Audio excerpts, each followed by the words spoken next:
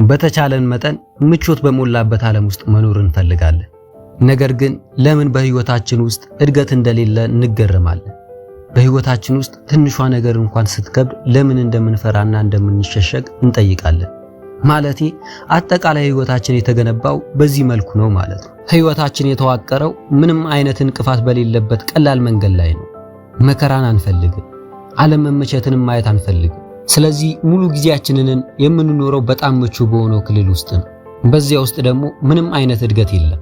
ዛሬ ይዤላችሁ የመጣሁት ቪዲዮ አይምሮን ማጠንከርና የውስጥ ጦርነትን ማሸነፍ፣ ጠባሳዎች መሰበርና የለውጥ ሂደት፣ በየቀኑ ራስን መፈተን፣ ትኩረትን መሰብሰብና ትግሉን መቀበል፣ ራስን መወሰንና አውሬያዊ ጎን፣ ተሰጥኦ ከራስ መግዛት አንጻር እና ፈተናዎችን በፈቃደኝነት መቀበልና እርምጃ መውሰድን በአጭሩ እንመለከታለን። ከናንተ አንድ ነገር ብቻ ፈልጋለሁ። ቻናሉን ሰብስክራይብ በማድረግ ቪዲዮውን ላይክ እንድታደርጉልኝ በአክብሮት በትህትና ጠይቃችኋለሁ። አብራችሁን ቆዩ። አእምሮን ማጠንከርና የውስጥ ጦርነት። አእምሮአችሁን ማጠንከር መጀመር አለባችሁ። የተሻለ ሰው መሆን አለባችሁ።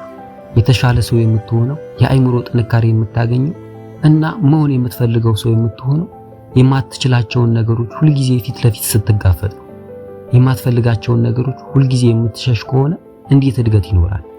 እንዴትስ የአእምሮ ጥንካሬ ይመጣል? ስለ ራስ መግዛት፣ ራዕይን ስለመሳል እና ነገሮችን በትንሹ ስለመጀመር ቀኑን ሙሉ ትምህርት መውሰድ ትችላለህ። ነገር ግን እነዚህን ነገሮች በተግባር የምትለማመድበት ሁኔታ ውስጥ ራስን ካስገባ መቼም አታድግም። ሁላችንም በአእምሮአችን ውስጥ ጦርነት እያካሄድን ነው። እውነተኛ ተዋጊ ማለት ጠመንጃ የተሸከመ ሰው አይደለም። በህይወት የምታልፍበት ትልቁ ጦርነት በራስ አእምሮ ውስጥ የሚካሄድ ነው። ሁላችንም በአእምሮአችን ጦርነት ውስጥ ነን። እናም ያንን ጦርነት ለመዋጋትና ለማሸነፍ አእምሮአችንን ማጠንከር አለብን። ጠባሳዎች መሰበርና የለውጥ ሂደት።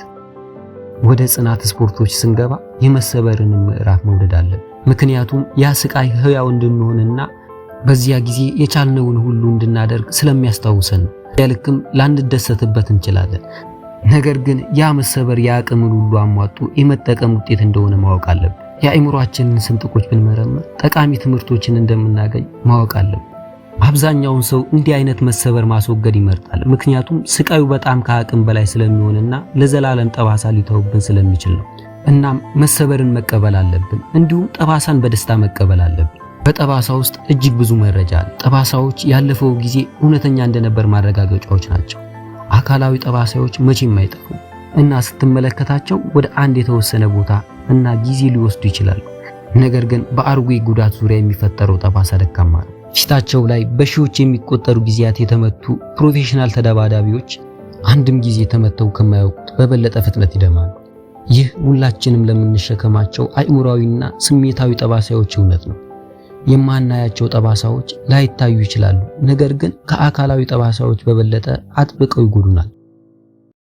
አእምሮአዊና ስሜታዊ ጠባሳዎች የድክመት ቦታዎቻችን ናቸው እና እነሱን ለማጠናከር ስራ ካልሰራን ልክ እንደ አካላዊ ጠባሳዎች በቀላሉ ሊከፈቱ ይችላሉ። ጠባሳዎችን ካላከምናቸው የህይወትን አቅጣጫ ሊቀይሩ ይችላሉ። በአስቸጋሪ አካላዊና ስሜታዊ ሁኔታዎች ውስጥ ለመውደቅ ትጋለጣለህ። ይህ በስፖርት፣ በስራ ቦታ ወይም በቤት ውስጥ ሊሆን ይችላል። በመጨረሻም መቼም ወደማይዋሸው መስታወት ፊት ትመለሳለህ። ያለ መሰበር ምንም አይነት ለውጥ የለም። እናም ሁልጊዜ ሌላ የዝግመተ ለውጥ ደረጃ፣ የምንጠላው ሌላ ቆዳ እና የተሻለ ወይም ጥልቅ የሆነ የራሳችን ማንነት እንዲገለጥ የሚጠብቃለን። በየቀኑ ራስን መፈተን። በየጠዋቱ ስትነቁ ስለ ስፖርት መስራት ብቻ አይደለም። እናም ስፖርት መስራት የአእምሮ እድገት ትልቅ አካል መሆኑን መገንዘብ አለባችሁ። አንድ ነገርን ተገንዘቡ። የማትወዳቸው ግን አሁንም የምታደርጓቸው ነገሮች፣ ትምህርት መማር፣ ላይብረሪ ተቀብጦ ማንበብ የማትወዱት ነገር ሊሆን ይችላል። ነገር ግን እድገት ያለው እዚያ ውስጥ ነው። እናም እድገት ያለው ብቸኛው ቦታ በጣም በማይመቻችሁ ዞን ውስጥ ነው። ትኩረትን መሰብሰብና ትግሉን መቀጠል። ለብዙ ሰዎች ስቃዩ የሚጀምረው ከእንቅልፋቸው ሲነቁ ነው። ምናልባት ወፍራም ወይም አካል ጉዳተኛ ናቸው። አስቀያሚ እንደሆኑ ይሰማቸዋል፣ ወይም በትምህርት ቤት ወይም እየወደቁና እየተጨነቁ ነው። ይህ ስሜት ይበላቸዋል። በራሳቸው ጉድለቶችና ጥፋቶች ላይ ያላቸውን ከመጠን ያለፈ ትኩረት ለራሳቸው ያላቸው ክብር ያጠፋል፣ እንዲሁም እድገታቸውን ያደናቅፋል። ከአልጋቸው ከተነሱበት ጊዜ ጀምሮ በዚያ ምሽት ተመልሰው እስኪተኙ ድረስ በአንጀታቸው ላይ ያለውን ብቸኛው ነገር መጋለጥን ማስወገድና ሌላ የገሃነም ቀንን ማሳለፍ። ስለ ራስ እንዲህ ሲሰማ እድሎችን ማየት ወይም መጠቀማቸው። አስቸጋሪውን ጊዜ እንደሚያልፍ የሚያሳዩ ምልክቶችን መፈለግ ማቆም አለብን። ርቀቱ በማይታወቅበት ጊዜ ያልታወቀውን ነገር ትኩረትን እንደማይሰርቅብን አጥብቀን መቆየት ይበልጥ ወሳኝ ነው። መጨረሻው ሲደርስ ይመጣል። እናም መጨረሻውን መጠበቅ ከፊትም ያለውን ተግባር በተሻለ ችሎታ ከመጨረስ ዘገየን ብቻ ነው የሚችለው። ትግሉ ሙሉ ጉዞ መሆኑን አስታውስ። ለዚህ ነው እዚህ ያለው። ለዚህ ነው ለዚህ ትምህርት የተመዘገብከው ወይም ያንን ከባድ ስራ የተቀበልከው። በጣም ከባድ ነገር ውስጥ ስትሳተፍ ትልቅ ውበት አለው። አብዛኛው ሰው ግን እንዲያልቅ ብቻ ነው የሚፈልገው።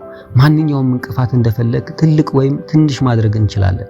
ተራራ ስትወጣ ወይም በማንኛውም ሌላ አስቸጋሪ ስራ ውስጥ ስታልፍ ራስን ከትግሉ ነፃ የምታወጣበት ብቸኛው መንገድ ስራውን መጨረስ ነው። ታዲያ ከባድ ሲሆን ለምን ታማርራለህ? በመጨረሻው እንደሚያልቅ እያወቅ ለምን ቶሎ እንዲያልቅ ትመኛለህ? ስታማርርና አይምሮን ማምለጫ ቁልፍ መፈለግ ሲጀምር ምርጥ ማንነትህን ወደ ስራ እያመጣ አይደለም። ይህ ማለት ደግሞ ስቃዩን እያዘወርከው ነው ማለት ነው። ራስን መወሰንና አውሬያዊ ጎን ሳቪጅ ሳይድ። ጠንካራ ታጋዮች ራሳቸውን አቀርቅረው መዶሻቸውን ይመታሉ። በእነዚህ ከባድ ጊዜያት ጠንካራ ሆነው እንዲቆዩ አይምሯቸውን አሰልጥነውታል።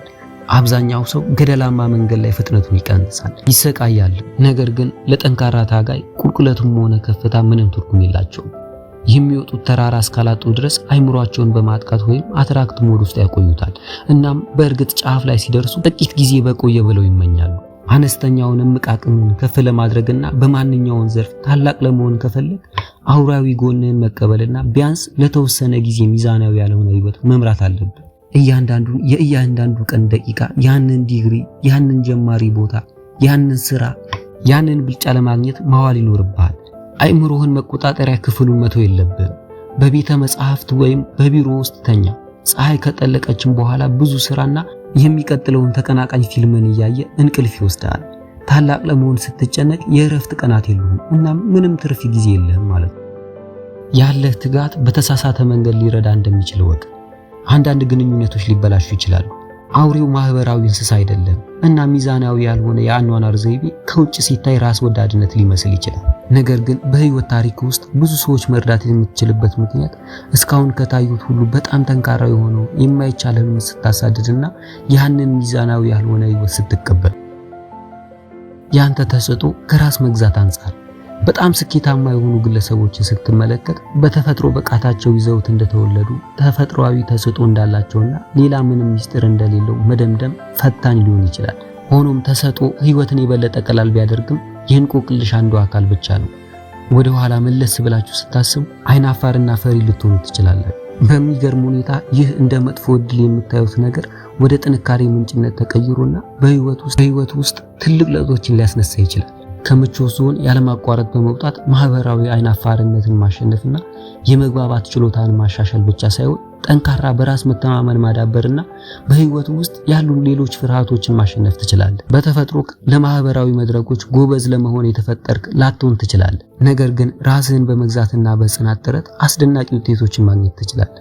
ስለዚህ በሚቀጥለው ጊዜ በአንድ የተወሰነ ዘርፍ ተሰጥኦ እንደሌለ ስታስብ ወይም ከተፈጥሮ ችሎታዎች ጋር እንዳልተወለድክ ስታምን በብዙ ሁኔታዎች ውስጥ ራስን መግዛት የተፈጥሮ ችሎታ ለመኖርን ሊተካ እንደሚችል ራስህን አስታውስ። ፈተናዎችን በፈቃደኝነት መቀበልና እርምጃ መውሰድ። ከባድ መንገድን ስትመርጥ ህይወት ቀላል ትመስላለች። ነገር ግን ቀላል መንገድ ስትመርጥ ደግሞ ህይወት ፈታኝ ትሆንባለች። ራስን መግዛት ከባድ መንገድ መጓዝን፣ ፈተናዎችና የቅጽበት እርካታ መቋቋምን ይጠይቃል። ይህ የሚሆነው ለወደፊት የተሻለና የላቀ ሽልማት ለማግኘት ነው። አለመመቸት ማስወገድና የቅጽበት ደስታን ማጣጣም ቀላል ሊመስል ይችላል። ነገር ግን ውሎ አድሮ ይህ አካሄድ ጊዜያዊ ደስታ ብቻ ይሰጣል። ዋጋው ግን እጅግ የተሻለ መሆን ይችል የነበረው የወደፊት ህይወት ማጣት። ቁርጠኝነት የሌለውን ሰው አስብ። ፈተና ሲገጥመው ወዲያውኑ ወደ ኋላ ለማፈግፈግ የሚመርጥ የዚህ ሰው ዋነኛ እሴቱ ምቾትን መፈለግ ከሆነ በህይወት ውስጥ ጉልህ የሆነ ነገር የማሳካት እድሉ ምን ያህል ነው? ይህንን ችግሮች በፈቃደኝነት ከሚቀበል ሰው ጋር አወዳድሩ። እነሱ ፈተናዎችን እንደ ግላዊ እድገት እድል አድርገው ይፈልጋሉ፣ እንዲሁም ይቀበላቸዋል። እያንዳንዱ በራስ ላይ የሚመጣ ፈተና ያጠነክራቸዋል። ይህም በህይወት መከራዎች በቀላሉ እንዲያሸንፉ ያደርጋቸዋል። ፈተናዎችን ፊት ለፊት ሲጋፈጡ የበለጠ ጠንካራ ይሆናል። እኛ ውሳኔዎችን የምናደርገው በአንድ ቅጽበት ውስጥ ነው፣ ነገር ግን ውጤታቸው በሙሉ የህይወት ዘመናችን ሊዘልቁ ይችላሉ። የሰው ልጆች ለተሻለ የወደፊት ጊዜ ሲሉ ስሜታዊ ግፊቶችን የመቋቋም ችሎታ አላቸው። እንደ አስተዋይ ፍጡራን ውሳኔዎቻችንን በደመ ነፍስ ላይ ብቻ ሳይሆን ምክንያታዊ በሆነ አስተሳሰብ ላይ መመስረት አቅም አለን። በመጨረሻም አእምሮ ኃይለኛ ነው ወንድም፣ ማመን ይከብዳል። ነገር ግን ሰዎች እንዲነሳሱ የሚያደርጋቸው ነገር ያስፈልጋቸዋል፣ ግብ ያስፈልጋቸዋል። ቤል ነበርኩ። እስከ መጨረሻው ስለተከታተላችሁኝ አመሰግናለሁ። ቸር ቆዩልኝ።